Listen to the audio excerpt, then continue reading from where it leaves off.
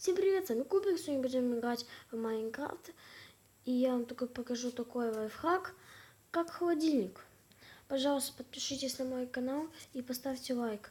Я буду очень много снимать роликов и буду очень сильно стараться. И вот тут построил домик еще, чтобы красивее было. Вот наш холодильник.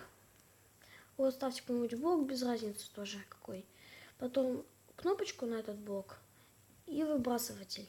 И выбрасыватель ложим туда еду. Ну, какая у вас есть.